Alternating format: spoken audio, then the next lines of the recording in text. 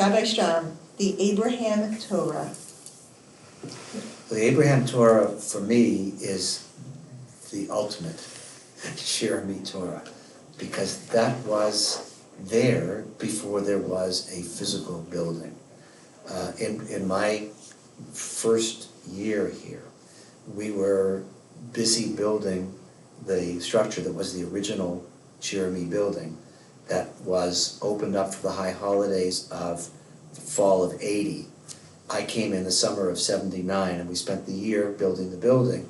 And before we had the building, we had all of our services at George School, and we had religious school at George School's campus as well. And we had a Torah that lived in my living room.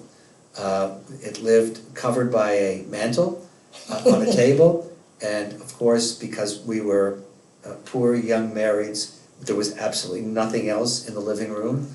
It was an empty room but for the Torah.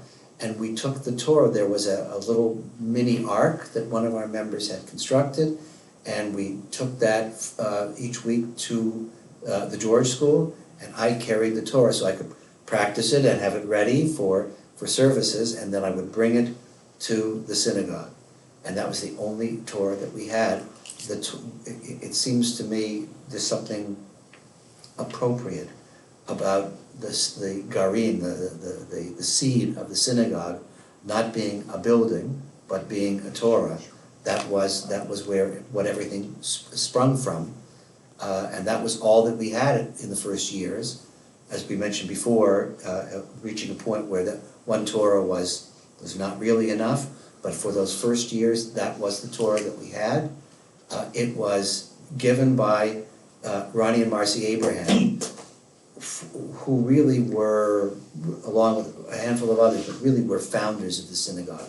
The first meeting to set up a synagogue in this part of Bucks County was at their home, in their recreation room, and as is typically the case, it sounds like something out of a joke somewhere, but they had one meeting and they put signs up in the supermarket, and they had people coming who found each other in a day when there weren't that many Jews up this way. And they had the first meeting, and of course at the first meeting they separated and formed two synagogues. They formed a conservative synagogue, Ohev Shalom, in Richboro, and our synagogue, which eventually came to be in Newtown. So there would not have been a synagogue without Ronnie and Marcy, and it seems appropriate that the first Torah that carried us from no building to early building and all that followed was their donation. Thank you.